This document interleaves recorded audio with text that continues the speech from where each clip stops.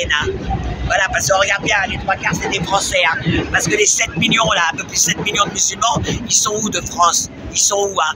T'inquiète, ils sont bien planqués, ils consomment, d'accord? Donc encore heureux qu'il y a une partie des Français, non racistes, la preuve elle en est là, qui eux se mobilisent pour la Palestine, pendant que les musulmans, là, les muses, continuent à boire du coca et vont bouffer au McDo, c'est tout ce que j'aurais à dire.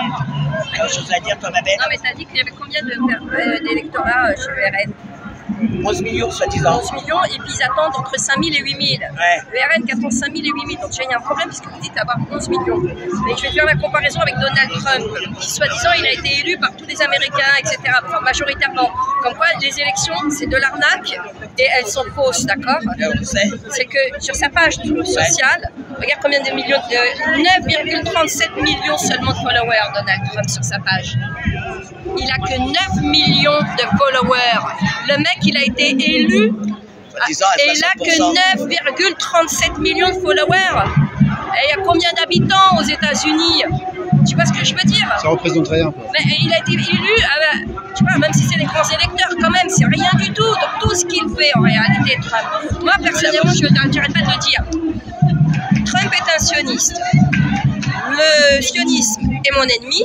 Les Trumpistes sont mes ennemis. D'accord? Et donc, j'arrête pas de le dire, toutes les mesures que fait... en fait, c'est ce qui se passe là-bas à Gaza et en Palestine. Ça n'aurait pas été possible si Trump n'avait pas donné un chèque en blanc aux nazis israéliens pour leur permettre de lancer la dernière salve d'extermination de ce qui reste comme enfants, comme population civile et innocente, des gens qui n'ont pas d'armée pour les défendre. Enfin, on parle pas de 2 armées qui sont en train de se confronter, comme l'Ukraine et la Russie, par exemple. On parle d'un peuple qui est livré seul à une armée. Ouais. Le Hamas, ce n'est pas une armée. Où sont les chars? Où sont les bombardiers? Où sont les tanks? Où sont les pays qui les fournissent en armement? Où est la coalition, etc. Voilà. Alors que Israël, non seulement c'est une armée équipée, d'ailleurs Trump a repris les livraisons de bombes et d'armes dès qu'il a été investi en tant que président. Ça, c'est tout les gilets jaunes trumpistes, sionistes, qui encensent Trump, hein, parce qu'ils l'appellent le boss. Hein. Moi, j'attends juste qu'il me parle de Trump, là, comme le boss. Je parle en direction des gilets jaunes trumpistes, sionistes, là. D'accord? Ils sont mes ennemis, d'ailleurs. Je ne sais même pas pourquoi ils ont manifesté un jour, parce que normalement, quand tu es gilet jaune, t'es forcément palestinien. Très honnêtement. Les gilets jaunes, tu es souverainiste, t'es un vrai souverainiste, tu te bats pour la souveraineté de ton pays. Les Palestiniens se battent pour la souveraineté de leur pays et reprendre leur liberté. Donc dans ce cas-là, t'es pas un gilet jaune. Comme les nations, c'est comme le nationalisme. Si tu es nationaliste, normalement, tu dois être dans le combat pour les Palestiniens. Et c'est quelque chose, on va prendre par exemple Ivan Benedetti. Ivan Benedetti, il affiche le kéfier, il est de l'œuvre française. La partie vraiment extrême droite nationaliste, les nations, tu vois, eux, ils sont pro-palestiniens. Pourquoi? Mais parce que leur combat à eux, les nations, c'est le nationalisme. Donc forcément, ils sont du côté des peuples autochtones qui revendiquent leur droit de rester sur leur terre et se battent pour rester sur leur terre. Et c'est logique, c'est cohérent, tu vois. Alors que les autres, par exemple, le renoncement national, lui, il est totalement, c'est pas du tout un parti nationaliste, c'est un parti antinationaliste. Donc il faut se poser des questions un petit peu, les amis, sur ça. Bon, moi, c'était surtout par rapport à tous ces pays arabo-musulmans. On en avait parlé tout à l'heure, c'est dommage, j'avais un petit monsieur, j'aurais bien voulu qu'on l'interviewe parce qu'il a bondé dans mon sens. On s'est attrapé comme ça, il avait un discours très intéressant. Si je le vois, je te le montrerai, Jalal. Mais pourquoi il n'y a pas des manifestations en Algérie, au Maroc, en Tunisie, en Égypte, en Arabie Saoudite, dans tous les pays musulmans? Pourquoi il n'y a pas des manifestations comme il y en a eu en Irlande, comme il y en a ici en France, comme il y en a eu... Tu besoin de me connaître comme ça? Ouais, toi comme ça. Non mais c'est vrai. Non mais toi comme ça, sinon. Pourquoi il n'y a pas des manifestations? Non mais surtout de boycotter. Moi j'étais choqué en Algérie, ils boivent le coca. Normal. C'est pas normal quoi. Donc, tu vois le problème, il n'y a pas que les dirigeants. Il y a les arabo-musulmans. Moi je te dis, hein, ils commencent à me gonfler. Hein. J'ai honte pour eux. Hein. C'est la faillite du monde, la faillite morale du monde arabe déjà d'une part. Mais c'est pas la peine de nous faire leur cinéma. On soutient la Palestine quand tu bois du Coca-Cola derrière. Quand je ne vois aucune manifestation pour la Palestine, d'accord, chez ces pays-là, je ne vois pas. Par contre, les Irlandais, c'est pas un pays arabo-musulman, ils sont dans la rue. Les Américains, ils sont dans la rue, d'accord? C'est pas un pays arabo-musulman non plus. Alors oui, c'est... Attends, Nadia. Oui, c'est un problème humain, d'accord? Toute l'humanité devrait être concernée. Mais les premiers qui devraient montrer l'exemple, quand même, c'est les arabo-musulmans, non? Normalement. Comment tu vois les Saoudiens?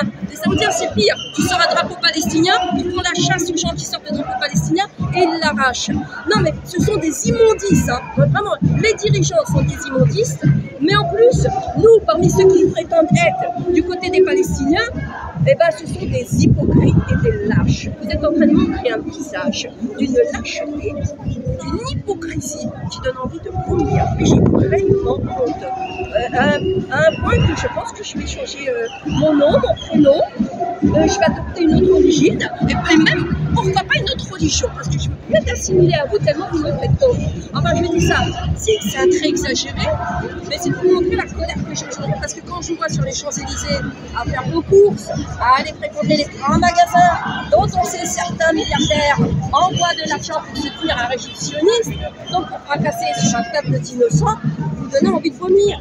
Franchement, pour moi, vous êtes la faillite morale du monde arabe. Où que vous soyez. Parce que dénoncer vos dirigeants, c'est une chose, mais que vous, en tant que peuple, vous restez chez vous, devant votre télé, vous continuez à vivre une existence normale, alors qu'on a des enfants, je parle bien d'enfants, de civils, des personnes innocentes, qui ont subi des opérations sans anesthésie, quand elles ne sont pas déchiquetées, et bien quand je vois cette population arabo-musulmane chez elle, qui continue à mener son existence normale, et tu vas prendre qu'ils consomment même du Coca-Cola, d'accord? J'ai envie de vomir. Moi, cela, c'est le premier que j'attaque. Ah mince, c'est dommage, il y avait un monsieur, je voulais que tu l'interviewes. Il disait la même chose que moi. Ah, il était très intéressant. Il venait de millions de musulmans en France. Il m'apprend qu'il y a 15 millions. Oh non, mais c'est pire que tout. Donc tu vois, j'ai dit, c'est dommage qu'il disait des choses très intéressantes. Et lui, il dit, c'est pas, c'est tout le monde arabe. C'est tout le monde arabe. Je sais pas, leur cœur, la glace en tout leur cœur. Comment si leur cœur est dans un bloc de glace? Mais pire, vous êtes déshumanisés, vous êtes devenus des produits de consommation. Et vraiment, vous êtes des produits de consommation. Vous êtes des putains d'esclaves. Je ne comprends pas. Et quand je vois qu'il y a beaucoup de femmes dans les manifs, alors pour moi c'est pire que tout. C'est pire que tout. Moi j'aimerais bien rester chez moi, m'occuper de mes enfants, m'occuper de ma popote, m'occuper de ma maison et voir les hommes sur le terrain. Mais on ne vous demande pas d'être violent, mais juste le nombre, des millions comme ils sont ailleurs. Ailleurs, ils sont des millions. Et c'est parce que, heureusement qu'ils étaient des millions aux États-Unis, que ça a permis quand même de mettre en lumière et d'envoyer plein de dossiers, de dénoncer la vérité, parce que sinon on n'aurait jamais été au courant de tout ce qui s'était passé en Palestine. Depuis et avant le 7 octobre, tu vois. Sinon, la vérité n'aurait jamais été éclatée, mais grâce à tous ces gens-là, regarde ce militant palestinien aujourd'hui qui est un amour, on le voit bien, l'expression de son visage, il envoie de l'amour, on voit bien qu'il est bienveillant, et bon, aujourd'hui il se retrouve dans un centre de rétention et menacé d'expulsion alors que sa femme est enceinte et qu'il est résident légal. Et il n'y a pas que lui, il y a aussi cette docteure, hein, qui est la Gestapo, tu vois bien, c'est même pas, je suis persuadée que c'est même pas des policiers, ce sont des policiers, ce sont les Mossad, ils envoient les Mossad. On dit des barbouzes. Oui, mais c'est du Mossad, tout ça, c'est une police sioniste, et donc ils sont partis la chercher parce qu'elle a fait un article, et on te dit que le premier des amendements aux États-Unis, c'est la liberté d'expression. Mais la liberté d'expression, sauf pour ceux qui dénoncent la vérité, puisque là, c'est le combat pour la vérité, avec un V. Et c'est ça en réalité. C'est pas le combat contre... On n'est pas là pour dire... On n'est pas en train de mener un combat contre les Juifs. Le problème, c'est contre les Juifs eux-mêmes. Le problème, c'est le sionisme. Et comme je l'ai rappelé tout à l'heure, le sionisme, il peut venir aussi des chrétiens et des traites arabo-sionistes. Moi, je les appelle des traites arabo-sionistes. Donc le problème, c'est pas les Juifs. Et merci à tous ces Juifs comme Jews for Peace aux États-Unis. Hein, et tous ces rabbins, il y a des rabbins aussi. Et aussi des Juifs qui aident les bergers palestiniens en Cisjordanie, qui se battent, et tous ces jeunes qui refusent de faire l'armée en Israël et qui se retrouvent condamnés et en prison. Tu vois bien que ce n'est pas un problème de juifs ou de musulmans, c'est un problème d'une idéologie mortifère, dangereuse, qui se sert des juifs déjà comme chair à canon pour leur projet messianique. Voilà. Merci.